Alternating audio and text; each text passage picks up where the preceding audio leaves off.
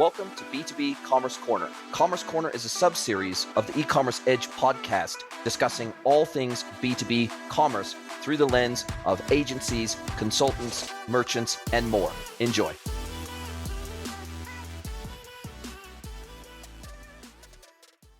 Hello, everybody, and welcome to another episode of the E-Commerce Edge podcast with me, Jason Greenwood, your host, my second podcast recording of 2026, and it is my absolute pleasure to welcome Mr. Ryan Finley from Ferguson Enterprises to the pod. Welcome, Ryan.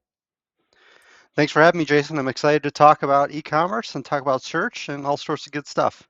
Absolutely. Look, I think I met you 2 years ago initially at one of the B2B Online Chicago events. Maybe it was B2B Online Florida. I can't remember, but I think we've sat on a couple of panels together, and we've been able to meet at a couple of events over the last couple of years.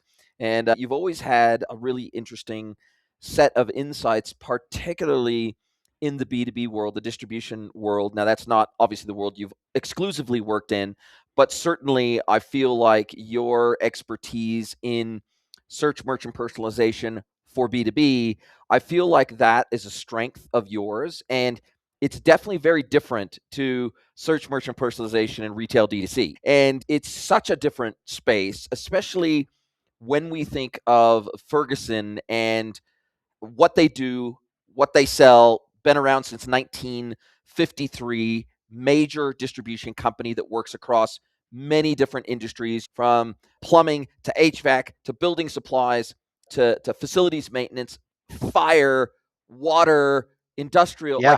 I just feel that you guys work across such a wide variety of categories. It would be crazy to try to just pigeonhole you into one, but that brings a whole unique set of challenges along with it. Obviously, if you just worked in one tiny little niche, it would maybe make it a little bit easier. But because you're trying to serve customers across a wide range of industries, that makes the search personalization experience just that much more critical as your catalog as it scales exponentially.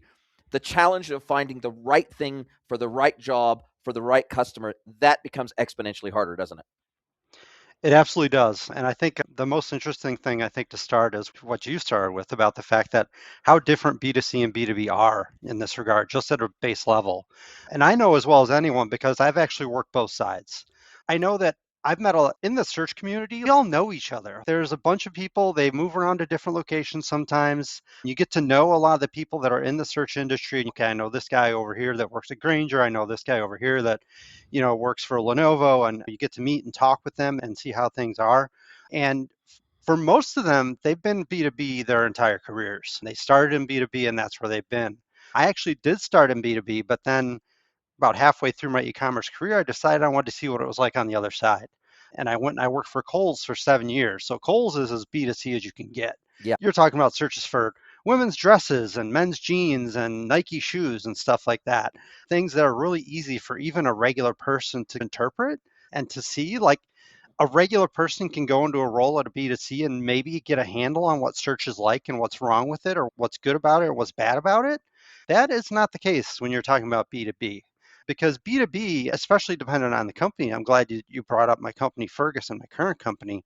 You're right that we have a whole bunch of different customer verticals, and we have customers that search for very different products. So it's not only about how many different verticals we have and the different types of products that they search for, but the way they search compared to a B2C customer is entirely different. It's not even in the same ballpark in some cases. Like, we're dealing with stuff like part numbers and dashes and special characters and stuff like that. I mentioned Kohl's, like women's dresses. Okay, that's pretty straightforward. Most search engines can handle that.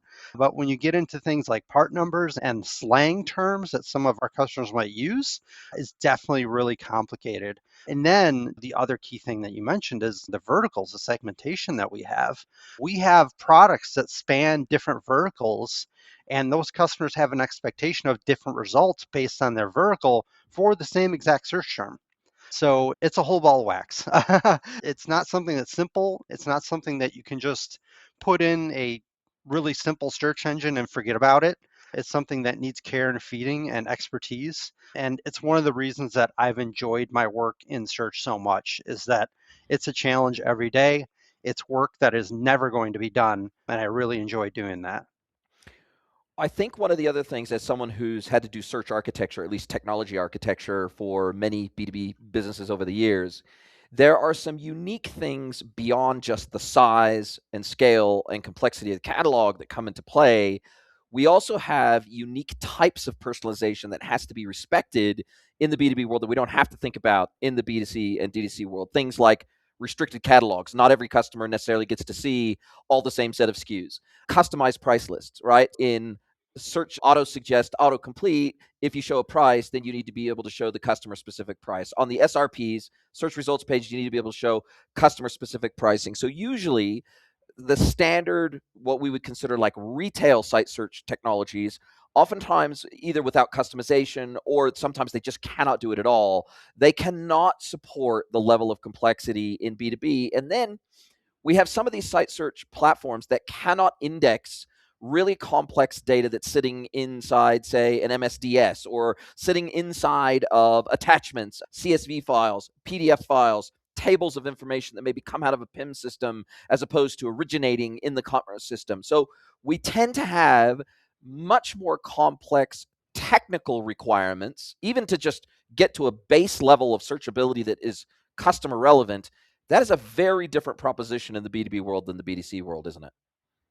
Yeah, it absolutely is. And one of the things that I think you hit on that's really important that people underestimate is pricing. Pricing in B2B is, again, a huge undertaking. We have multiple, you mentioned restricted catalogs. We have restricted catalogs. If you, as Jason, if you go to Ferguson.com today and you search for products, you're not going to see all the products. And that's just at a base level. We only show guest users a certain percentage of our products that we're able to sell to them because our B2B customers have complex needs, very specific needs, sometimes contractual needs, right? There's other things like, and price is a big part of that. So we have all these different catalog pricing, and you're right, like a normal search system can't necessarily just ingest all these different price points. Maybe it can do a few. Maybe Yes. it has a couple variations that Tiered it can pricing do. or something like that. Yeah, a sale pricing versus a non-sale pricing, a wholesale, really simple kind of standard stuff. But when it gets down to the fact that, hey, we have 150 different pricing catalogs for our customer bases, and sometimes they mix and match. Those are many to many relationships in some cases. It's not always just cut and dry. It's not like this customer is in this bucket and they stay in this bucket. Sometimes they spill over and move into other buckets. There's a whole level of complexity that you're dealing with that a lot of systems just plain can't handle at all. And that's a huge part of what makes this difficult is you think a lot about search, and I think people don't realize just how much search is actually utilized on the different sites, even on a site like Ferguson, like how many different unique searches we have every day. We have tens of thousands of unique searches every day. And those searches can be different based on customer vertical. They can be different based on region. There's regional differences in our customers. Not like Kohl's, if you order a pair of Nike shoes, you can get them delivered from anywhere. It doesn't matter where you live, you're going to be able to get those Nike shoes. That's not the case if you're talking about a water heater. We're not shipping a water heater from California to New York. It just doesn't happen. So there's a Yes. lot of differences there too. There's a lot of layers of complexity that are there that I think people don't quite understand when they first get into it. And it takes time to really get into things. And honestly, that makes it fulfilling work, like I mentioned before. It also makes it really difficult work because you have to choose your battles because you cannot possibly, I hate things like boil the ocean, but you really can't. Yeah. It is a good saying in that respect. You can't do it all. You have to figure out, okay, what are the things I have to do? What's most critical? I do this first. What can I do after that? And really set up a cadence of how you go after different things within our site. And I think, and I'm sure you'll correct me if I'm wrong here, merchandising, search merchandising within B2B becomes a totally different proposition than it does in B2C, D2C. Like maybe in B2C, D2C, Boost Berry Hide is maybe super simplistic in the sense of, okay, cool, we want to maybe move to the top of a query. We want to move our high margin items, or we want to make sure that our on sale products move to the top of a results page for a specific query for a specific period of time. Or, okay, cool, maybe we want to create a performance marketing landing page that actually is a search results page based on the products that are part of that ad. So we need a custom landing page, and we can either create that as a custom hidden category in our commerce system, or we can create it as a custom search results page with the query variables pre-populated in the URL. And then we land them from that paid and performance marketing ad. We land them on this highly curated page based on a query with a query parameter. But again, we're dealing with a very oftentimes in retail ecom, if you've got like a 30,000 SKU catalog, like that's considered a pretty large catalog. Like 50,000 Right. SKU catalog, pretty large. In wholesale distribution, like 100,000 SKU catalog is a small catalog. Like a multi-million SKU catalog is much more normal in wholesale distribution. Not to Right. mention the fact that you are not only looking to optimize the internal site search experience, but you're also, especially if you've got an ungated experience or at least partially ungated experience on your website, you're also trying to optimize for search engines and now GEO at the same time. So you're trying to say, okay, the way that we configure our products, the way we name our products, the types of attributes we add to our products, the structured and unstructured data that we use, all that stuff now becomes search signals and data that needs to be picked up by external search engines as well as our internal search engines. And we now need to decide, okay, do we show price at all without somebody authenticating? Because if we don't show price at all, then although the long tail of a specific product page might show up in something like a Google or a ChatGPT, but if there's no price there at all, even a default trade price or whatever it is, then usually that's used as a ranking signal that in a commerce related query, you're going to automatically be ranked lower in a commerce related query if there's zero price, because most search engines, most GEO engines interpret that as not available to purchase, right? As almost a signal, an out of stock signal. So you've got SEO impacts and GEO impacts of all the work you're doing on site to make the right product surfaced to the right customer at the right time.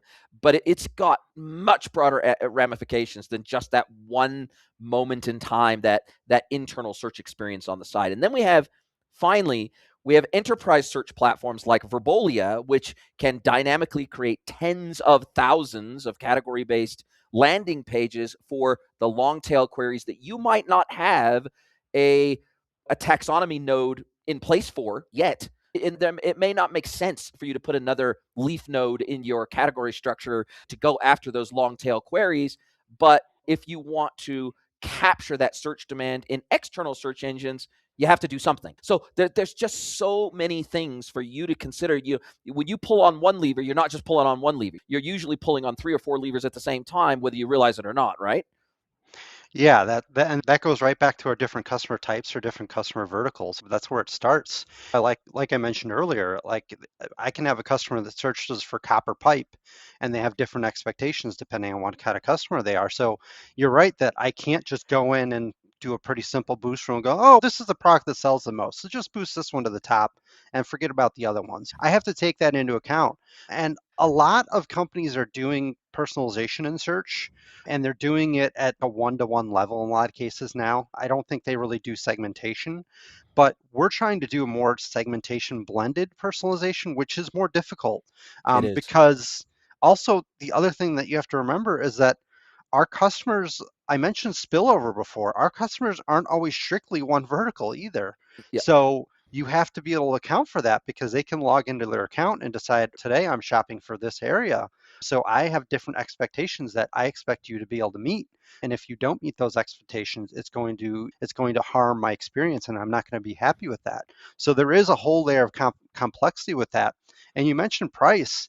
Yeah, in most cases we don't show price by default. We have to know where you are. We have to know if we can even legally sell to you in your area, because a lot of our products have restrictions in that respect, right? What you can sell as far as like bathroom faucets in California is different than what you can sell in Chicago. It's Yes. completely different. And it And there's might not just restrictions be a that we have to regional take into variation. It account. might even be a supplier catchment restriction where they say, okay, you're our distributor in this area, but you're not our distributor in this area. And so therefore, if we do an IP detection or your customer account that's with us once you authenticate, if you're buying from this region, we just simply can't sell. We can't show you that stuff.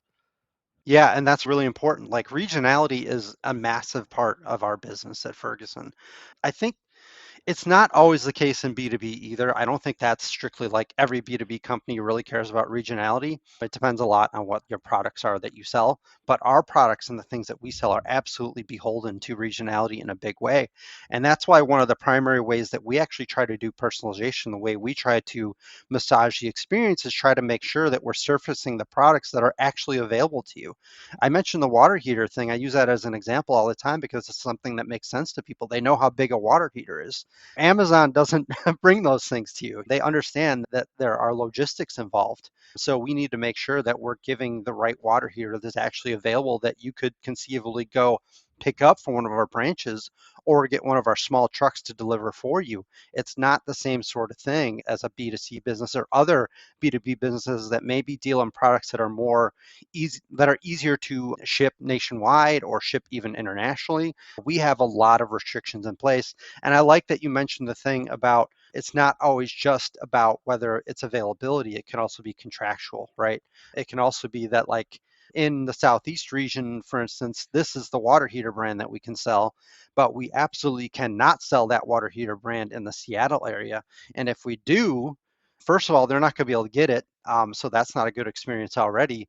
But even if we were some way able to get them to them legally, we are not supposed to, and we can't do that. So there's a lot of things in place, a lot of hurdles that you have to go over in your experience to make sure that you're delivering the right thing for that particular customer. And that's where I'm actually really excited about some of the changes in search that are moving more towards allowing us some more capabilities in those areas around personalization, both regional and one-to-one personalization that makes sense for our customers. I think we're finally getting to the point where the systems can handle the complexity of a B2B system or a B2B set of products that they couldn't before. You mentioned SKU counts. We got 4 million SKUs or something on the regular site. That doesn't include all the stuff that we have that's in our sort of back end that's, hey, we used to sell this, we still have information available on it, and it can still be surfaced on the site. So it's a monster for sure.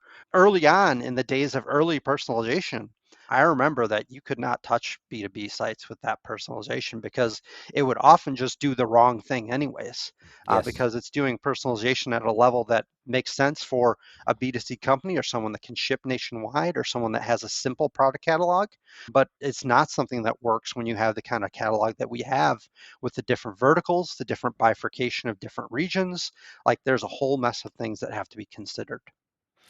Yeah, and to your point, I think one of the biggest differentiators that I've seen in site search, enterprise search technology designed for B2B, or at least designed to be able to support B2B, even if they started out as a B2C search technology, is that in the B2C and D2C world, almost exclusively, not 100%, but 95% of the way search and personalization works in B2C land is wisdom of the crowd, right? Okay, cool. You saw this thing, it converted, you went from this page to this page. We're feeding those signals back into the search platform, which is why so many of the search, merch, and personalization, which all those three technologies used to be completely separate technologies always historically, and then they started to merge together because we need signals from the entire browsing experience to feed into the search experience, especially if you're going to use wisdom of the crowd learning, right? So we need to know what category page did you visit? We need to know which PDP did you visit? We need to know which products were in the cart at the same time. We need to know, did you abandon a cart or did you complete the purchase? We need to know what's in your wish list, what's in your product comparison list. We need to know all those things so that we know, okay, cool, in this product panel on a PLP is going to be different to the product panel that we stick on a PDP or in the cart, right? For example, that wisdom of the crowd model is very prevalent because oftentimes we have unauthenticated customers, and even if they authenticate, we don't know anything about them. We don't know, they don't have a restricted catalog, they don't have custom pricing, they don't have anything custom about their experience beyond the wisdom of the crowd personalization that happens on the fly based on their clickstream data in session. Whereas in the B2B world, we know who our customers are. They have to authenticate usually to even be able to purchase. They have to authenticate, and they have to have a back-end account in our ERP. So we typically know who they are. And so what I'm seeing is that personalization in the B2B, like you can use the word search personalization, but what that means in the B2C world and what that means in the B2B world is so wildly different that unless you implement a technology that was designed with all those nuances in mind, it makes it very difficult to put the the restrictions in place that need to be in place for site view, product viewability, pricing, visibility, etc. But luckily, what I've seen is that over the last, say, 2 to 5 years, there have been some really good search technologies, and I think Built With shows you guys is using Bloomreach. Bloomreach is one, Constructor is another. There's a number of kind of B2B heavy or B2B specific search technologies out there now that really cater for that complexity in a way that they don't really rely on wisdom of the crowd, or at least it's a blend of wisdom of the crowd plus the B2B personalization that it's table stakes. You cannot implement a technology that does not respect all the selling rules you have in place. Yeah, that's absolutely true. And I know from my days in B2C, when we're talking about personalization, wisdom of the crowd is a great way to talk about that. We didn't have to worry about segmenting our customers very much. There might be, oh, new customer versus returning customer. Maybe that's Yes. it. We didn't care about region. We didn't care. There was no such thing as a vertical. Maybe we had personas for marketing purposes that we thought about, the homemaker and Yeah. these sort of things that you do in a marketing sense.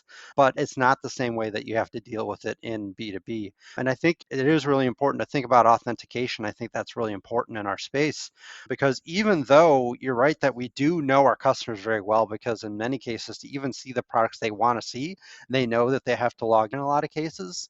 But that still doesn't necessarily stop them from not logging in for a long time when a Mhm. lot of them have restrictions in their IT departments and the way that they can actually interface with the site. So they're not allowed to save their information in a cookie, or they're using Wow. using incognito windows maybe, or other things that they have to be very careful about how they're addressing other sites within their companies. And they don't always authenticate until they're about ready to. Either they get into a brick wall where they find out, oh, I can't find this product, I think I need to log in, or they do it finally when they get to the point where, okay, I have my cart, I'm ready to purchase, and now I'm going to log in. And then it has to do all the work of, okay, here's your actual pricing, and here's these other things that all have to come into play.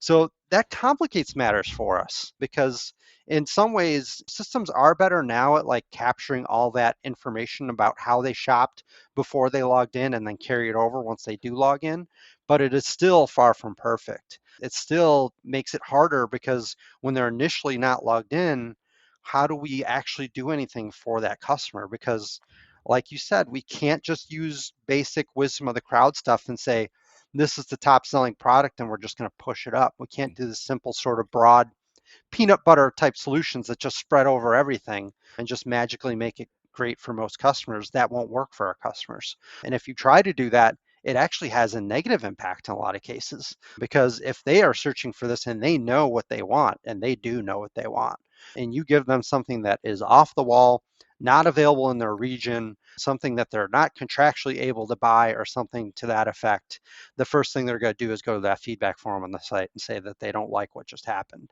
But you have to be really careful. You can't do the same sort of broad solutions that you can in the B2C world. You have to be very targeted, and you have to make sure that you do it at the right times so that the customer has that good experience that we want to give them.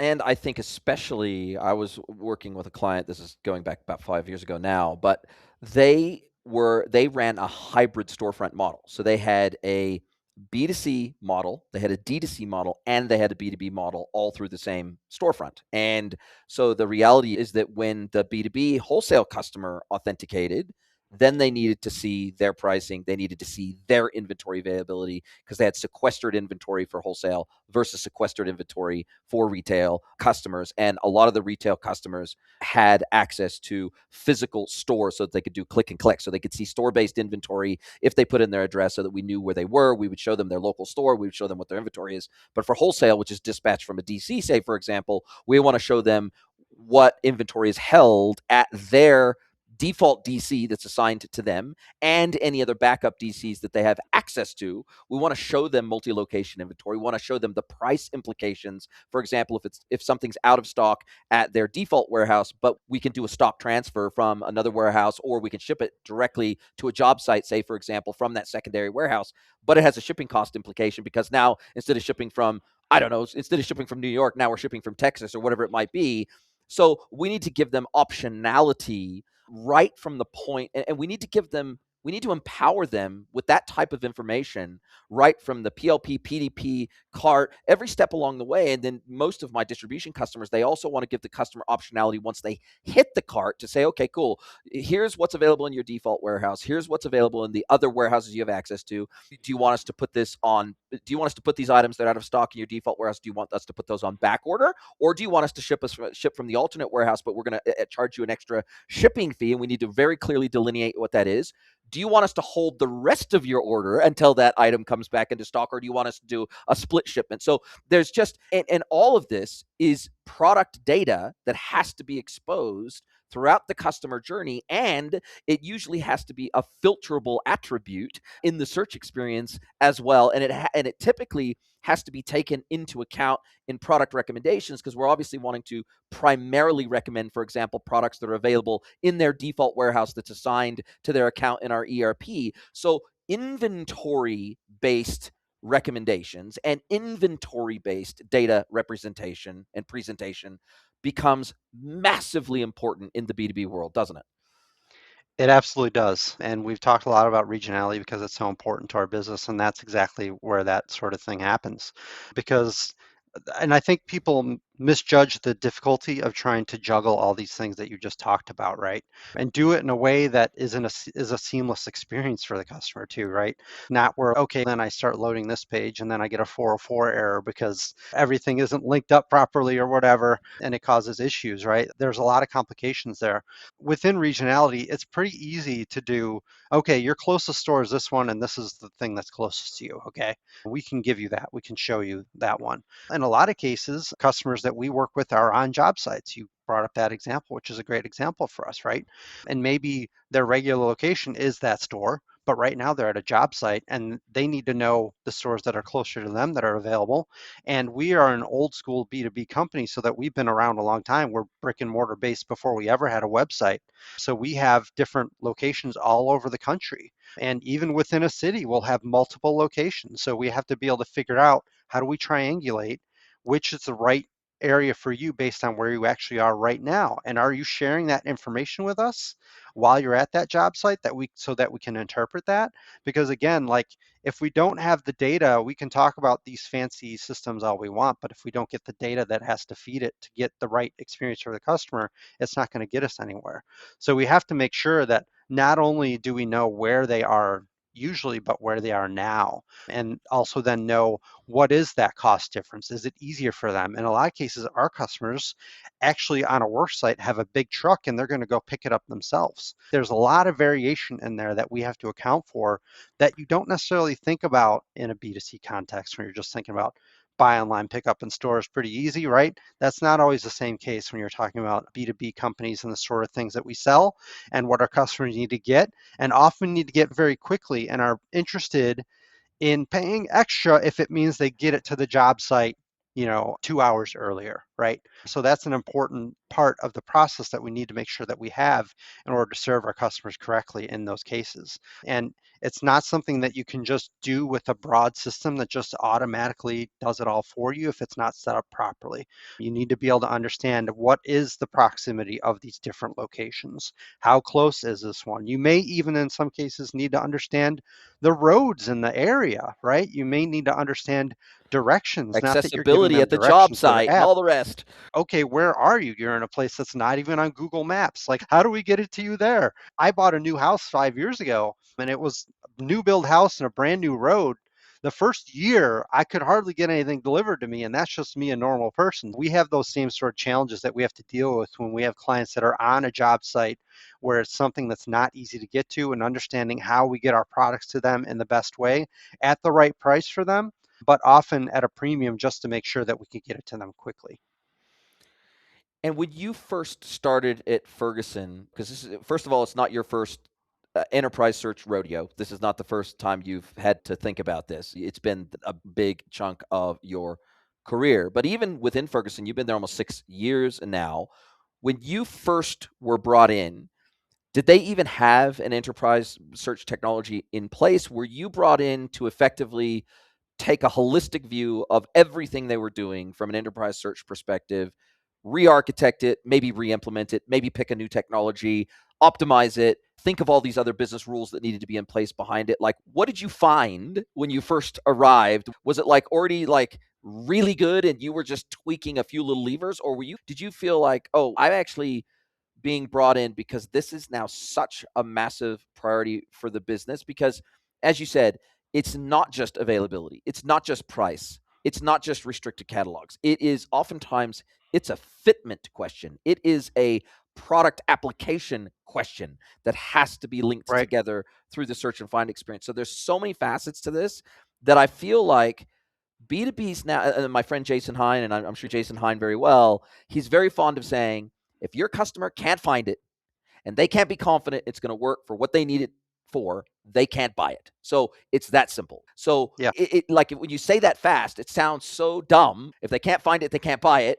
But like the whole finding it thing is much more complex than it seems at first blush. What kind of state did you find things in when you first arrived at Ferguson? So I think the search space is very interesting in that respect because if you, like you said, I've been in search for 18 years, I think almost 19 years now. Pretty soon I'm going to be able to say 20, but I've been in it a long time and I've seen a lot of changes in that time. And I will tell you that when I first got into search, they usually didn't even have search people at different Yes. companies. It was often just something they bought off the shelf somewhere, or it was just part of their monolithic system, Yep. just some sort of search feature of it that, well, Maybe an like elastic search with their commerce platform or something like that. exactly, exactly. Part of the overall platform that their website worked on, and nobody even really looked at it. They just made sure most of the time it worked and they're okay with that. So when I first started, that's when companies actually started to be more cognizant of hiring search people like myself and having people like myself in place that understood what you have to do, what you mentioned fitment and what fits for that company and its needs and its customers' needs.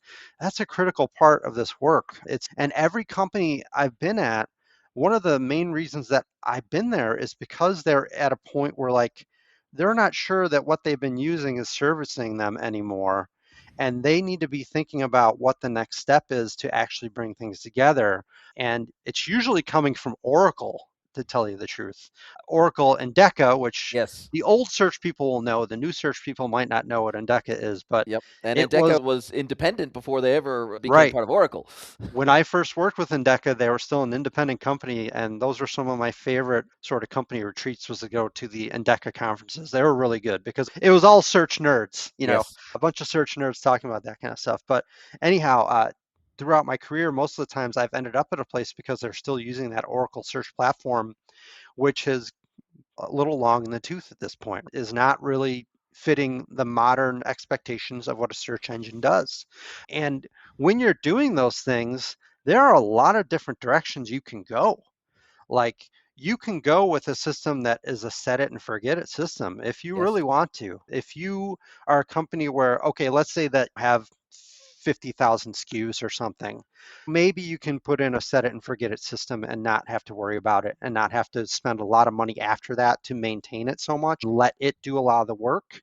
But if you have complexity like we have at most of the companies that I've been at, that just won't work.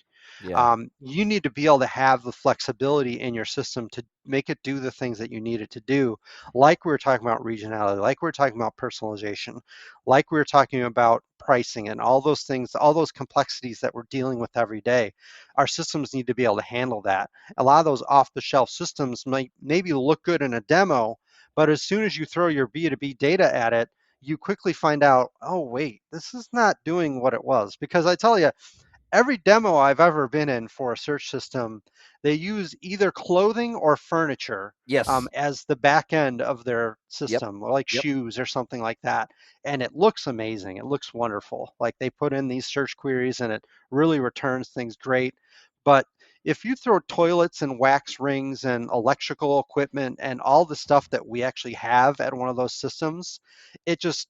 conks out. It just goes, oh, it tries. Don't get me wrong. They can, in some cases, be successful, but they take a lot of care and feeding to get there. So you have a lot of options in the way that you have to go. In some cases, you want something that has automation in it. I don't think you can do search without having some Yeah, for sure. automation built into Especially it across a 4 nowadays. million SKU catalog. Impossible. Impossible. Like just thinking about the idea of synonyms, which is a Oh really God. key area in search, right? If someone searches for a copper pipe or a copper tube, like it has to they have to understand what those two things are, right? They have to understand how they're related. And you can't do it in a way that you have to manually put all that stuff in like we used to have to do. You can't afford to do that because I talked about tens of thousands of unique searches every day and all different verticals and all these different types of customers that search for things differently. It has to be able to take a lot of those things into account. So it has to have a baseline of automation, but it also has to have flexibility for the more powerful things that you need it to do.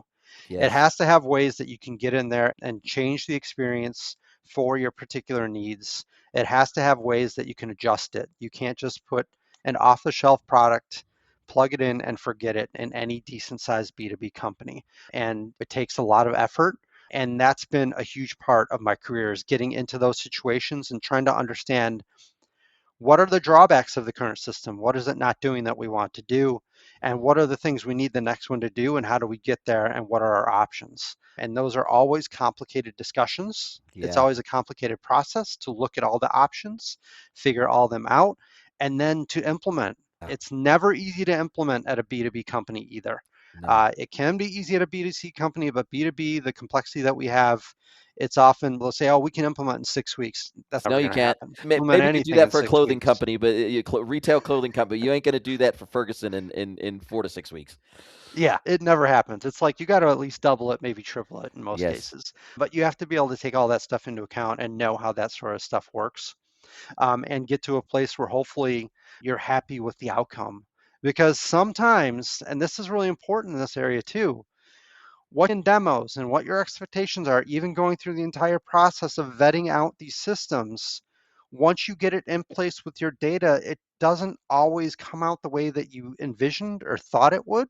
Mm. And sometimes you end up having a couple years down the road, you have to start thinking about maybe we need to do this again, which is Mhm. unfortunate, but it's the way of the world. It's how Mhm. things work, especially with all always, there's always new companies, new challengers that are coming in that are doing things that other companies don't. So it's a whole wide world out there. I really enjoy that aspect of it, but you have to really understand all the nuts and bolts and really understand what you're doing when you're making those sort of decisions.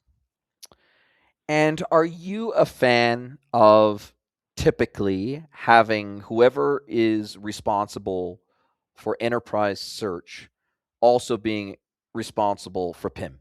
Are you is that because what I'm seeing is that oftentimes there is such massive overlap between PIM, back office PIM management, collecting data, aggregating data, streamlining it, normalizing it, mapping it, doing all those things. Oftentimes, we're doing all of that effort beyond the data that's in the ERP specifically for the search experience. And if not for the search experience, then definitely for the e-commerce site experience, for example, and maybe for a punch out catalog experience or for a mapping into a marketplace experience. But they feel so tightly linked together in terms of that the enterprise search manager, director, whatever you want to call them, they either have to have so much influence over the product information management workflows, stage gating, permissions, enrichment statuses by channel, all that stuff. I just feel that these roles are so tightly linked together that you either have to be joined at the hip or it needs to be the same person that's in charge of just general product data full stop. How have you seen that work the best in B2B environments? So I would say that cross collaboration is one of the keys to working in this business. I think it's a key almost across the board in B2B. Yeah, You have to be able to collaborate and your level of collaboration is different depending on what you're talking about. And when you're talking about search, you're absolutely right. The data, I tell people all the time, if your data stinks, it doesn't matter what search engine you put on top of it. correct. People are always looking for the magic bullet that they can just implement the search engine and it's going to fix data problems. It won't.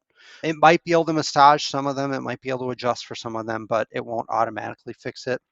Now, what I would say is I do have extensive collaboration with data teams, and I think that's important. I do not want to try to own both search and the data. You're like, my job's hard enough. I don't need to own that Yeah. too. Search is already enough, trust me. It's already enough to even think about that. But I do have to have a really firm line. I have to have direct access to that team, right?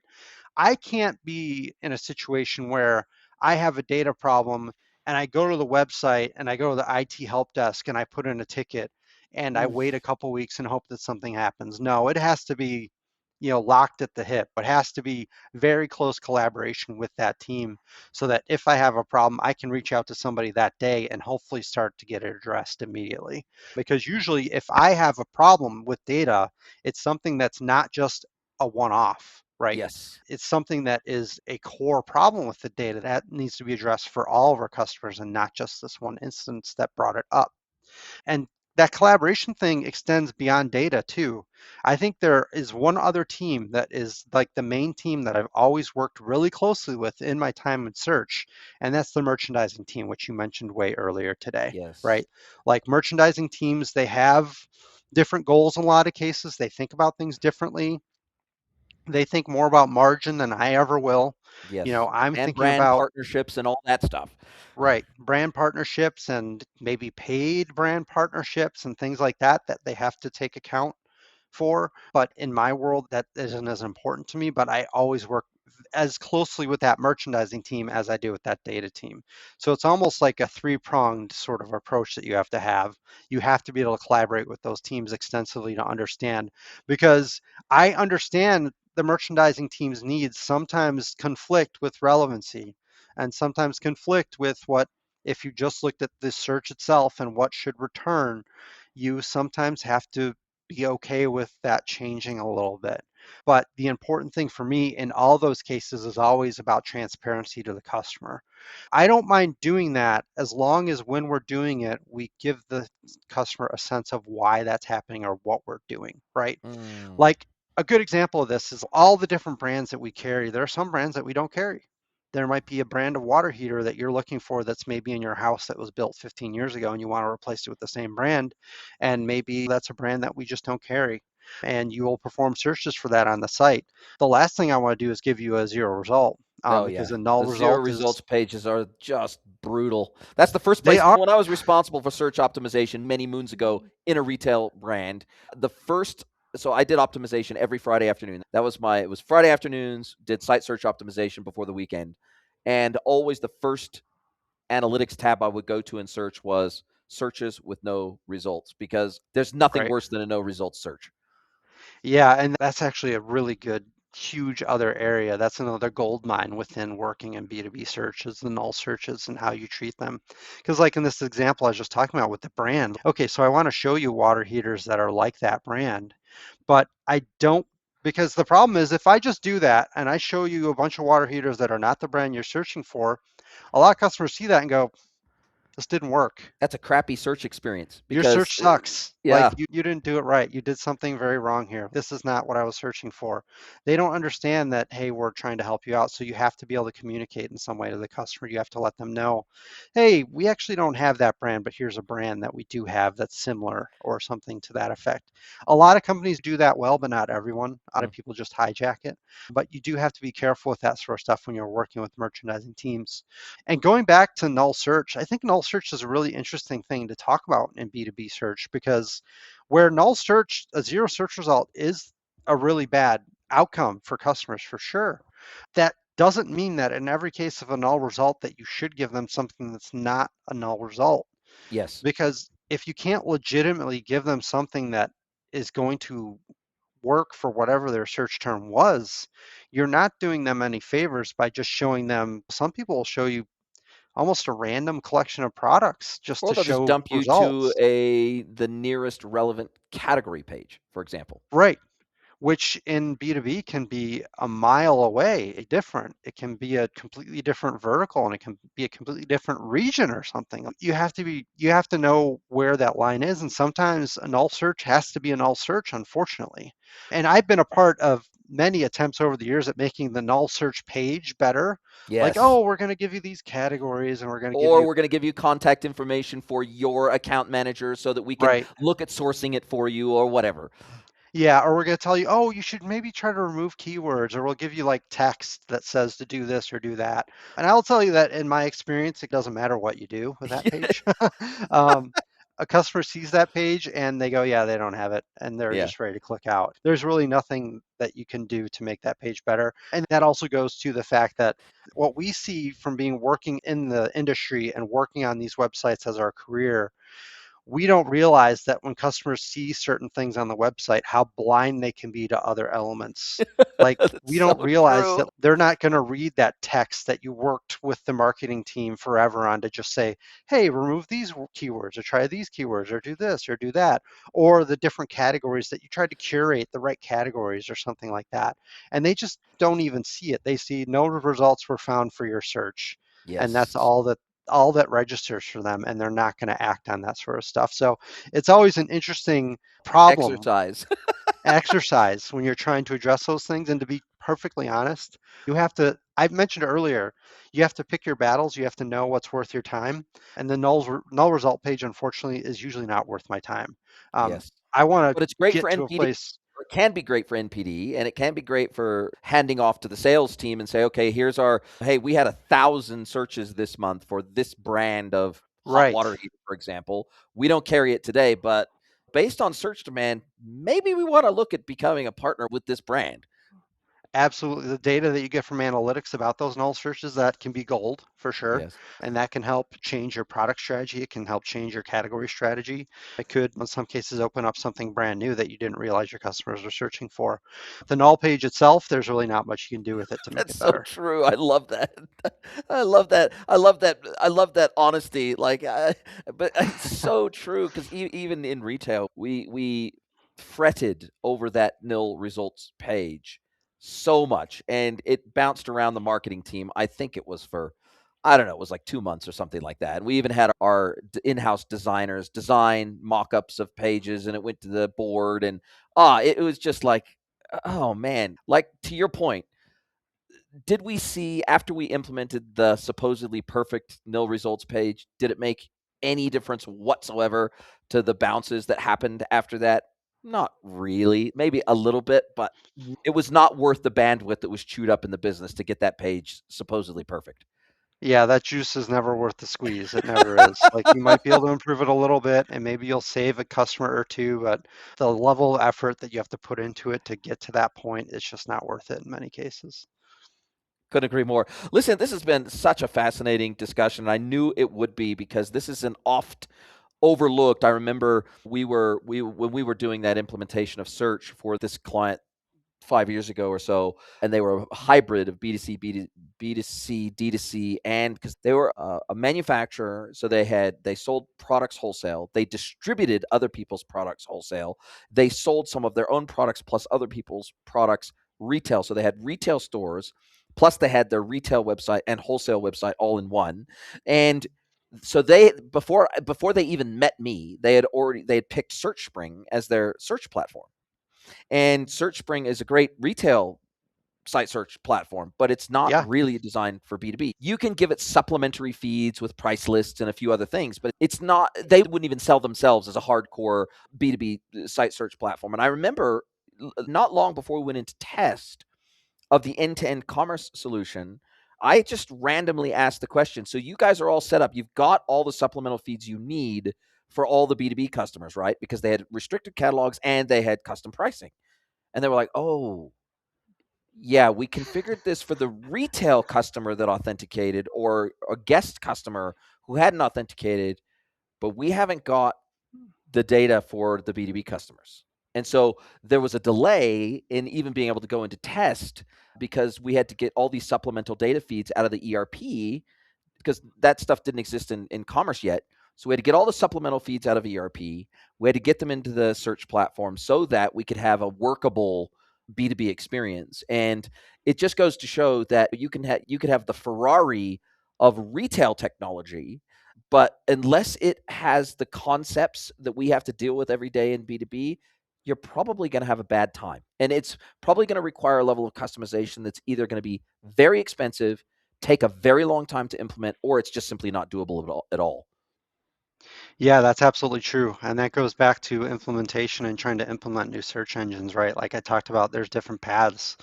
There are some that are easy to implement. There are some that are more difficult to implement. In a lot of cases, it's like that old saying about there's three options, pick two, that Yes. sort of thing. Like I Pick don't any remember two. the You can't have exact all saying. three. Yeah, you can be fast. I don't remember what it is. I'm Yeah. not smart to remember all these things, but I know that's always true because there's always trade-offs, right? Like Cheap or maybe good. fast, cheap, or good, pick Yeah. two. Fast and good, cheap and good. Yeah, yeah, definitely. Pick two. That's the key. And that's always the case, especially in B2B. You have to know what your trade-offs are going to be. And I think you highlighted another thing, like I think a lot of times you work with these companies, they don't really think about B2B. Yes. Even though they're working with you and you say, oh, we're a B2B company, they still, in some cases, don't realize that means that they have to approach it differently. Yes. That it's not just a word. It's not just, oh, B2B versus B2C. They're whatever. It's the same thing, right? It's not the same thing at all. Yeah, because they go, And okay, cool. Instead of selling T-shirts, you're selling water heaters. Big deal. yeah, just swap this in. Like I said about the demos, how the Yeah. demos are always B2C. The demos are always shoes or t-shirts or furniture and stuff like that. And you have to understand what the trade-offs are for your systems because more flexible systems maybe aren't as automated, right?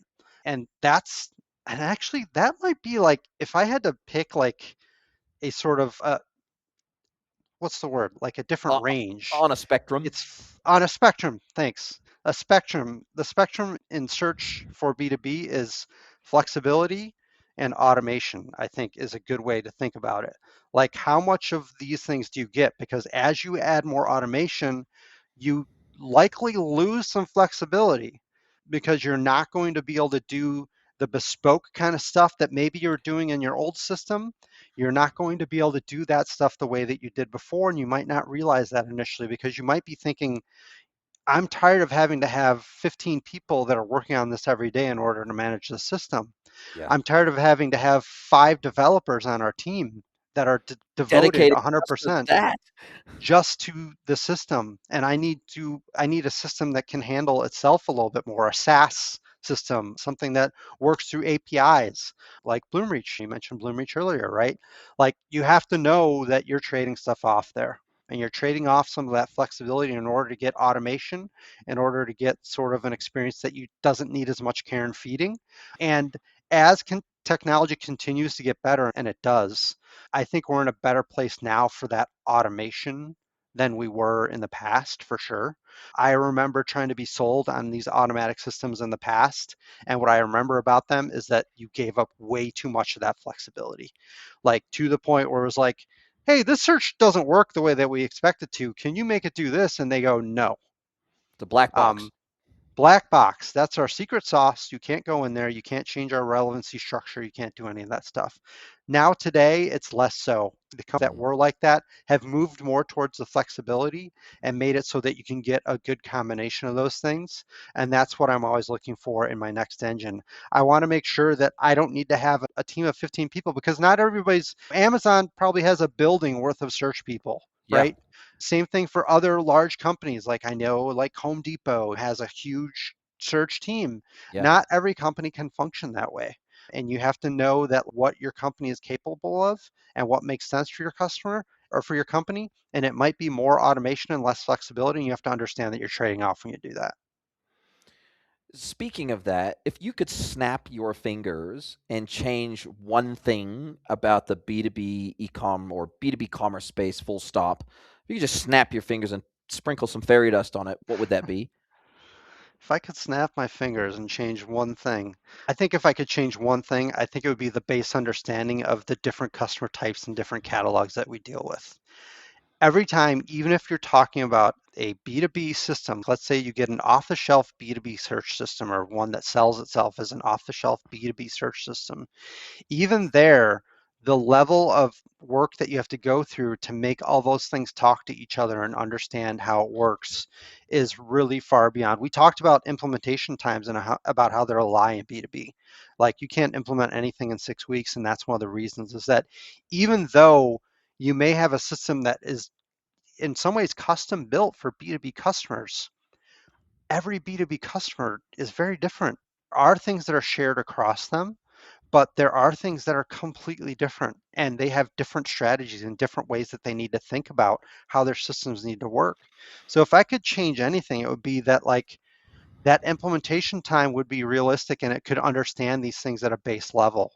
I just don't know if I don't know how it could get there. I guess you didn't ask me if I need to solution it because I can't solution it, Yeah. but I would love it if I get one of these systems, like I can actually implement it and it can understand my catalogs, understand my pricing, understand the different variations of products that I sell to customers, the different variations of customer types that I have, and could take that stuff in more easily. Because right now, even if it's supposedly a company that's really good at it, it's still difficult to do. It still takes a long time to get there. So you always have to think about that when you're implementing stuff.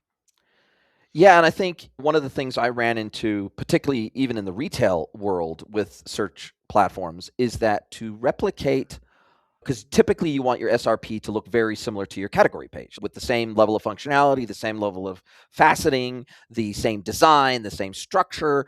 The problem is oftentimes on the regular website, we've got apps or we've got plugins or we've got customizations that show things like product labels over the corner of an image, or we've got a rating and review system, or we've got a million different things that are customized in our category pages to show information.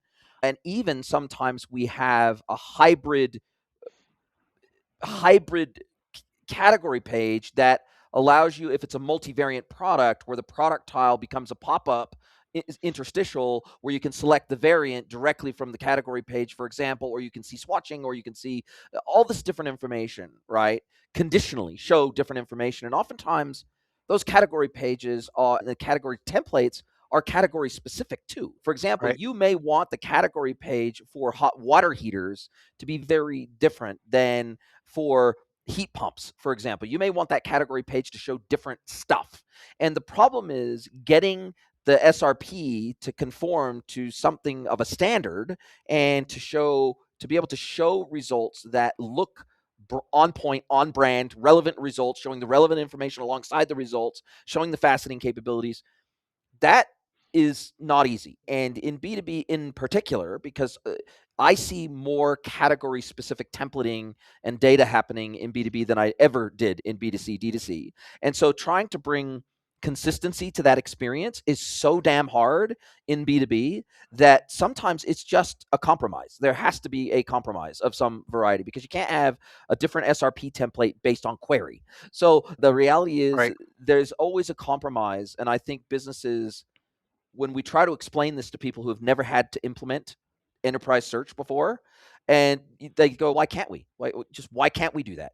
And so I think you're right. I think it's a combination of the platform vendors making it easier to tailor the experience for what your customers need, but secondarily having a little bit more empathy inside the business from non-technical people that, okay, there is always going to be an element of compromise on your SRPs, and sometimes we just have to live with that because it has to cater. That search result experience has to work for a hot water heater, it has to work for a heat pump, and it has to work for a valve. We have to try to make this universally usable, and there are compromises in those scenarios, aren't there? There absolutely are. But I don't know if you heard, but didn't you hear that AI is just going to fix everything? Oh, It's just totally. We going to just tell it what we magically, want. that's all you need to do is implement AI somehow and it will just do that. But yeah, you bring up a great point. And actually, some of the places that I've been, in many cases, what they have in the regular category pages or category listing pages, whatever you want to call them, versus the search result pages, they sometimes have different functionality. Like Yes, they totally. didn't always set them up the same way. Like you talked about badges and things like that. Like in the category pages, they might have badges, they might have strike throughs on prices, they might have all Yes, these different elements that are over the top of it that are laying over it. Like you mentioned, like the quick add to cart type thing where you get a mobile window and you can change the color of whatever you're looking at and things like that. I've been many places where when I first got there that like what happens on the category page and what happens on the search page are actually entirely different. totally That different. on the search page, it's just basically the vanilla. Yes. It's like there's no sprinkles, there's no chocolate sauce, there's no anything extra on the search result pages. And a lot of cases, it's just at the very beginning, you have to spend time just figuring out what do we need to port over here, and what should this be? How should the experience be? And a lot of cases, like, companies may not be realizing that they confuse customers when they do that, because they get all this functionality when they're on this type of page and they don't get it in this type of page. And a customer has no idea that there's different types of pages. Yes. That's not how they think. That's not how they work. For them, they put in a search term and they see products. They expect it to be the same as if they clicked on the drop down in your global navigation and went to a category page. They are not patient for your foibles and the fact that you just never set it up the same way. So you have to take those things into account. And yeah, it's really difficult to make sure that those match. In a lot of cases, like for instance, we talked about merchandising too, right? Like how Yes. important it is to work with merchandising. I was at a place where the merchandising team never looked at search at all, like just Wow. never even How's that thought even about it. possible? There was a search team that did look at search, but the problem with the search team is always they don't have the deep category knowledge that the No, merchandising team, no. Oh, right? and they don't necessarily know the brand deals that have been done behind the scenes or joint marketing deals or promotions, or they don't know any of that stuff.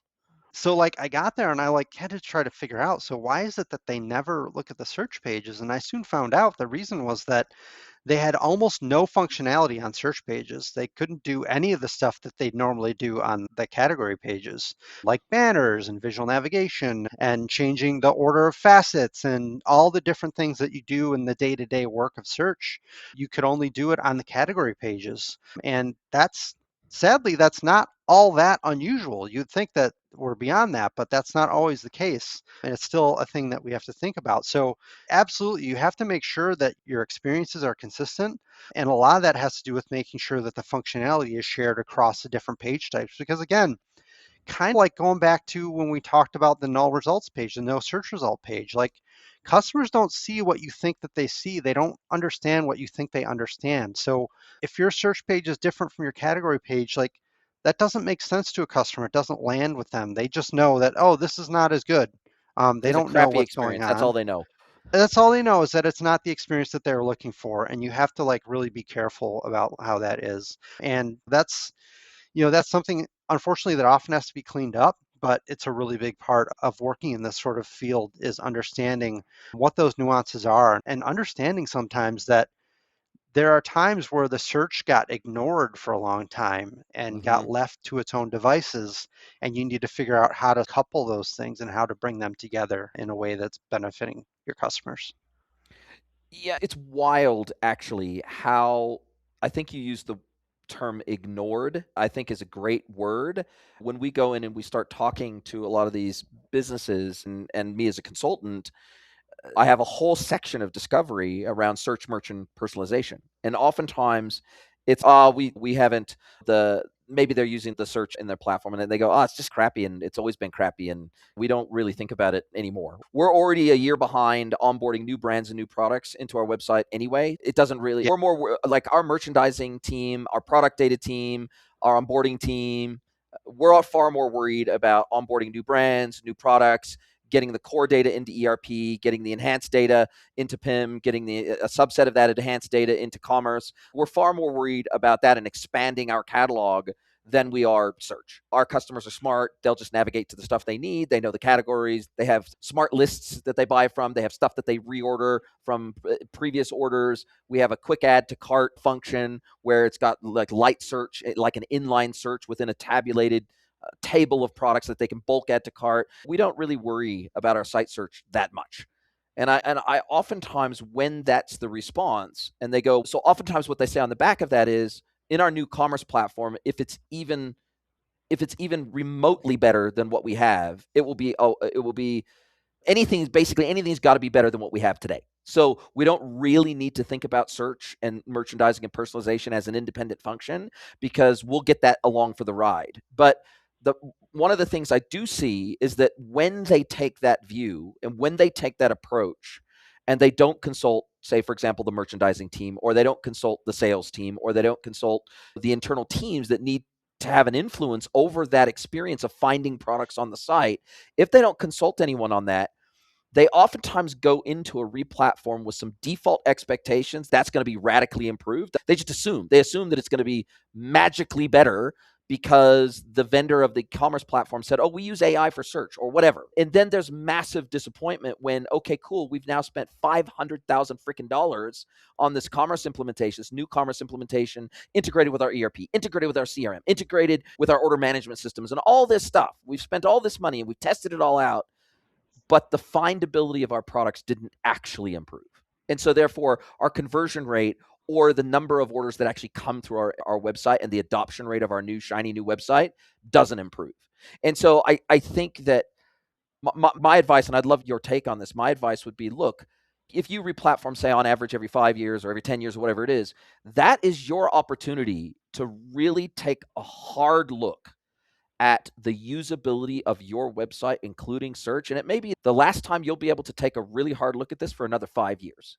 So you should probably make it a priority. Yeah, that's absolutely true. And I think it's an unfortunate truth about it. And the interesting thing is even the people that might work at a site like that where like they've ignored search, like we said, because of they have their reasons and they think that they're valid. That person goes and they go to buy products on some other site. What's the first thing they do? They search. That's the Yeah. first thing they do because that's the first thing a lot of people do. Like search is built Around into 50% of visitors will use search. it's built into our culture. The way that we find products now, we start with search in many cases, and it cannot be ignored to that level. You have to make sure that you're taking account of it.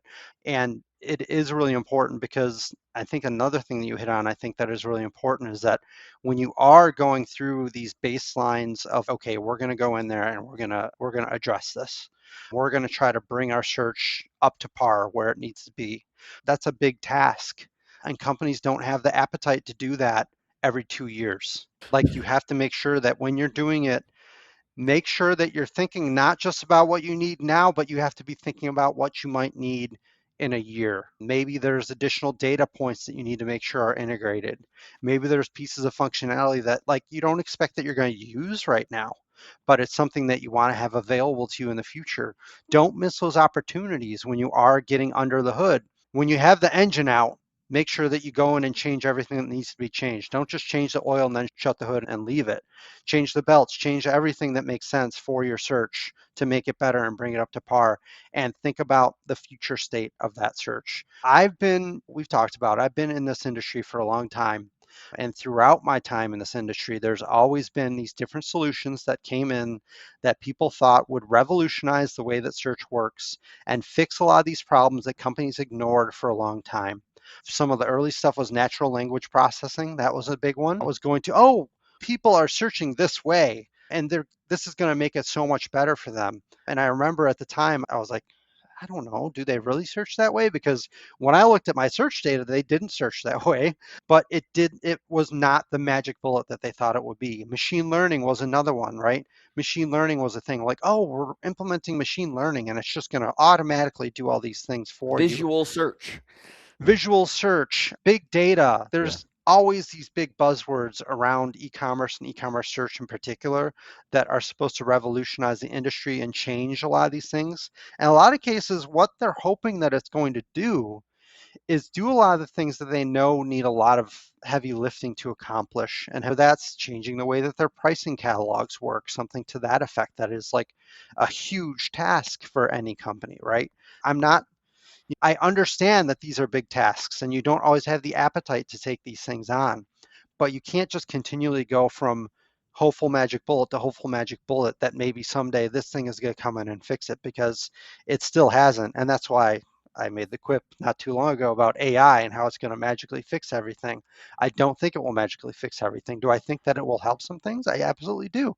Do I think that me ignoring AI in search for the future would be a mistake? I absolutely do. I cannot ignore it and its possibilities, but I am not going to sit back and think, I don't really have to worry about much. As soon as we got this AI thing figured out, we'll just plug it in and it's going to magically make everything better. That's never happened and I don't expect it will anytime in the near future. I think the other thing, and it's as we come down to the end of our time together, I realize man, an hour has absolutely rushed by. The other time when I see search become a priority to these B2B businesses, unlike ever before, and it oftentimes becomes a crucible moment, particularly for distribution with large catalogs, is when they go from a completely gated experience to a fully ungated or partially ungated experience. And now all of a sudden, they have tens of thousands potentially new people who are exposed to their search experience that wouldn't normally be. So if they have since their beginnings, if they've always had a gated experience and they've had curated shopping lists, for example, their shared shopping lists across their customer groups, or they have these preferred buying groups, or they have within the customer, if they have category managers within their buying customers that know the category inside and out, and so they have their regular buying lists, and maybe they're just doing replenishment or different things like that. Search maybe isn't a bad search experience, maybe doesn't have the same level of impact in those kinds of 100% gated, 100% curated experiences. Maybe that doesn't, maybe it just isn't exposed as rawly as it is if you ungate your experience. And now we have the great unwashed who maybe don't even have an account with you yet, and they're just coming to see whether you even carry something like for the first time, and it's the first time they've ever been exposed to your brand, and potentially they're considering you as a supplier for the very first time. The problem is that it becomes a self-fulfilling prophecy in terms of search usage, right? If someone comes to your website for the very first time, they have a crappy experience, they can't find what they need, then either they're not going to create an account with you because they don't think that you're going to be able to supply what they need, or they simply never try to use your search again. No matter how much you improve it over time, they never try to use that search again because they had one crappy experience and they go, geez, I'm going to just use your catalog navigation, category navigation, because your site search experience is so atrocious that this isn't useful to me. And so I think that's the risk, right? The risk is that as these distribution companies start to open up their catalog experience to a broader cohort of customers rather than just the customers that know their catalog inside and out already because I've been doing business with you for 50 years, it's a totally different level of expectation for a new versus an existing customer. It absolutely is, and they rely on that in a lot of ways to smooth out that experience. That gated experience you mentioned, it's not just about necessarily that, oh, they've curated it so perfectly. In a lot of ways, it's just that's what their customers are used to, right? Yes. They know how to work the system. They know they have a spreadsheet and they can go to this page and they can just import their spreadsheet and it will automatically give them all these products and it'll be shipped to them and everything works all hunky dory and it's exactly how they hoped that it would. And as soon as you invite in people that are not part of the inside group, don't know the secret handshake, and have to learn how to deal with a system that is not on its surface easy to understand or use, you can be in real trouble really quickly for sure. And one of the things I want to hit on, another thing that you mentioned there that I think is really important in the way that search works that I've seen again and again, and that's that there's an idea of momentum within search about the way people think about your search. And a lot of times you're working on just overcoming negative momentum that is built up over time about what your search experience can and can't do. Things pass around anecdotally. People Yes. have bad experiences, and when people have bad experiences, they talk about them with other people and let those people know what happened and what went wrong with them, and that, oh, I went to search for this and it was totally terrible. It didn't give me anything that was related. And like someone who's never even looked at the site, then like when they go to that site, they will be like, I can't use search. I've heard about this. This is not good. Yes. So there's a momentum that you have to overcome. There's an old feeling about your website and your search function that you often have to overcome. And the problem is that's not always external customers only that you have to overcome that. In a lot of cases, it's actually internal people at your own company who have known for a long time that like they couldn't make heads or tails of certain searches, and that they knew that when you try to do this, don't cross your fingers, you're not going to get what you want, like this isn't going to work. And they tell other people in the company that, and they hear, and it's very interesting. I've been a part of these things where we will then go to some of these customers or internal customers that have known the company for a long time in the search, and we actually ask them to perform searches and hey, we're going to do an official thing where like we're sitting here on a call like this for your screen. Okay, go ahead and perform the search. And what do you think about the search? How would you rate it? That's a big part about search, trying to get some qualitative data sometimes. And it's surprising how often people don't know how much better your search engine actually got. Yes. um, Even because they're still thinking about what they saw 10 years ago or Yes. 5 years ago or even 2 years ago. They're still thinking about what they heard when they joined the company, what people had to say about the search engine and said, hey, you kind of can't trust it. I mean, it works. This is better. You should do this. It just, that gets ingrained, and that's just what their expectation is. And then you actually introduce them to what the search engine is today and challenge them with those same searches. And they often go into it thinking like, okay, I'll do the search. Okay, fine. I'm going to Uh, prove to you how crappy it is. yeah. And then you might see a look like, okay, no, this is good. This is actually what I'm looking for. This is the right brand and it's available in my branch and I can get it today. Okay, yeah, this is good. And there's a lot of surprise in a lot of cases because you have to overcome the past in a lot of cases.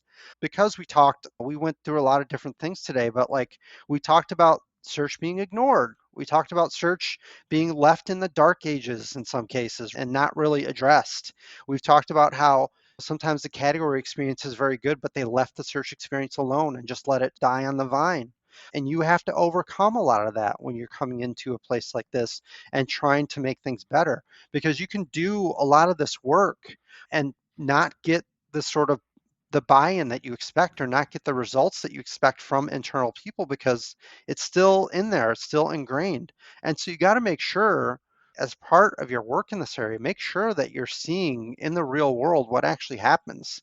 Take the time to do these sort of things so that not only so that you can see that the work you did is good and it got to a new place for the search engine, but also so that your internal customers can see that you've made that effort, right? So they can see, okay, search is now something that they've done a lot of work on that I can now more easily rely on. And I don't have to think about it as something that I'm just not going to touch. I don't have to think about it as something I have other ways to do it. I can actually find the products that I need. And that's a really important part of our work is not just about fixing search, making search better. It's about evangelizing the search experience and making sure that people, not just external customers, but internal customers also understand how it's better. I think one of the additional things, and then I think this is a great place to start wrapping a big red bow around this. I have seen search experiences be so poor that it actually dramatically impacts adoption of the e-commerce site full stop in B2B. Like they even for customers that if the search experience is good, even if a customer transacts with us via EDI or even if they transact with us via punch out, they will go to our portal to check price. They will go to our portal to check availability. They will go to our portal to see alternate products that we may not normally buy. They will go to check MOQs. They will go to check buying increments. They will go to lodge digital quote requests or digital RMA requests. They're going to the portal to do so many more things than just hit the buy button. But oftentimes, if the search experience is poor, then they just won't use the portal at all. They won't use it for anything, including transactions. They just do not trust the portal experience overall. And so it just never gets adopted. And the worst thing, if you go in, if you're an architect like me, or if you're an agency that's doing these implementations, whatever, and a customer spends $300,000, $400,000, $500,000 on this shiny new e-commerce experience, this new portal experience that's got all the bells and whistles in the world, but it never gets adopted, right? So there's no ROI on it, right? Simply because we had customers in the past that were burned by the experience on the site.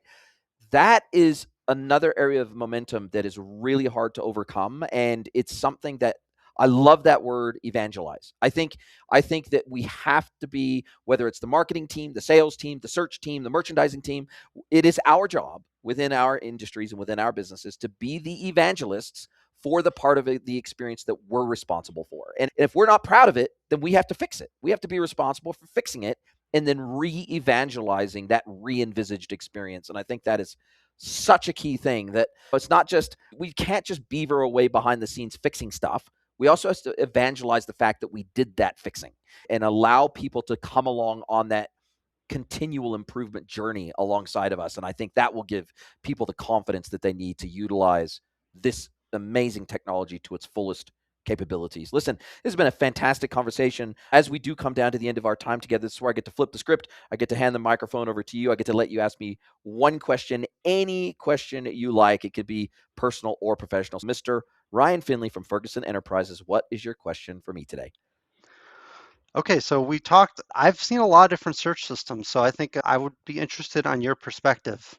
There are many different types of search systems out there. We talked about some of them. We talked about Bloomreach, we talked about Endeca, we talked about SearchSpring. There's a lot of different competitors in the market. There's a lot of ways that they're going. How do you see the how do you see the future of search platforms? I think every one of them is right now talking about AI. You go to any sort of conference for any search platform and 70% of that conference is going to be about AI, which I think that's not unusual. That happens. But where do you see things moving in the future? Do you think it's towards more automation, or do you think we're not going to be able to get away from this sort of hands-on work that we're going to have to continually do with these search systems?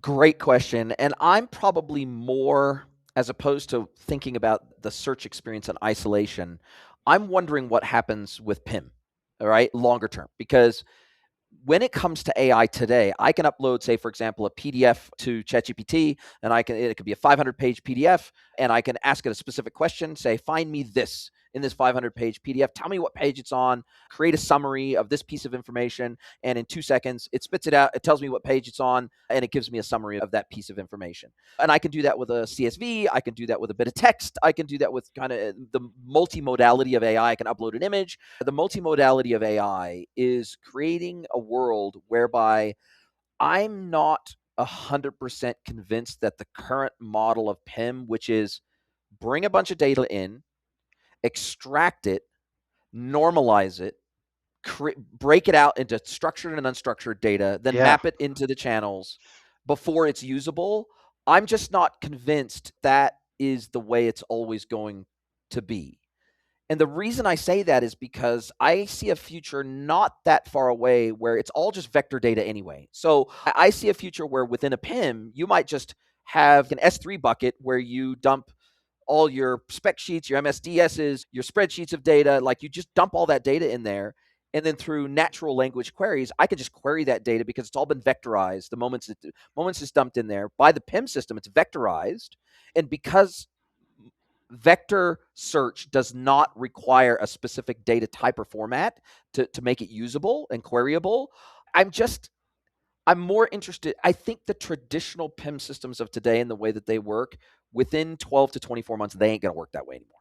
And I think making them directly queryable based on a vector database, that is where that's going to go because that's the way all large language models work today. And so whether that is we just dump a bunch of data in there and we use AI to extract that out, and then that is an interim step, then it gets mapped into structured and unstructured data. And I think that there is such disruption coming to the PIM space that I can't even see beyond that right now. And so therefore I can't see how that's going to impact search because I'm not convinced the way that we have to feed super highly structured catalogs into search engines today to get meaningful results and a meaningful UX out of that. I'm just not convinced that is how I think that conversational search is going to become and more like a concierge type of a search experience. Like I was talking to it. Let's say I rang up Ferguson today.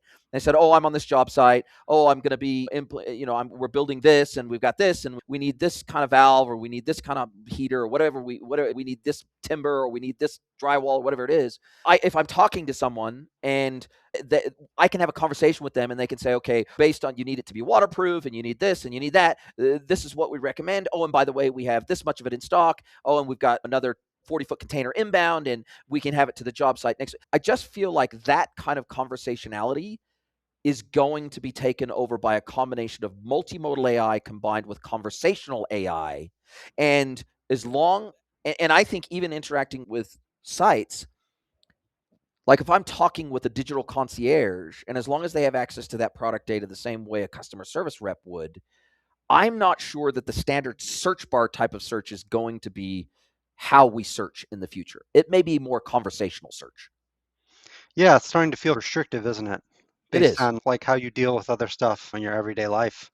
And as much as I've talked about AI and let's where I don't think it's going to magically fix everything, that doesn't mean that's going to have some great applications. And I think you gave a great example of the way that, the way that you can easily feed these AI systems in a way that you could never do with the way that we handled data in the past. The way that we handle data from a traditional sense is work intensive, it's data science, and there's a lot of people involved to, like you talked about, the normalization and the categorization and all the things that you have to do. And like search has always been about, hey, we're going to do an inverted index and we have all this stuff and it's all put into these places so that we can easily access it. I think you're right that at least in data and probably in search in the near future, it's going to have to move in a different direction, and it's going to have to be they're going to have to think differently. It's a new paradigm in the way that it's going to work in all likelihood in the not too distant future. Yeah, super interesting. Listen, fabulous conversation. Super appreciate your time. I'll drop a link to your LinkedIn profile in the show notes. So if anybody wants to reach out to you and have a nice conversation about search and wants to connect with you, they'll be able to do that. I really appreciate your time, and I can't wait to speak to you again soon. Thank you so much. Yeah, it was great talking to you. There's plenty of stuff in this space, and I always love talking about search. I'm always up for it. So thanks. Are you a B2B or D2C e-commerce merchant? Then head over to greenwoodconsulting.net to learn how we can help you scale your business.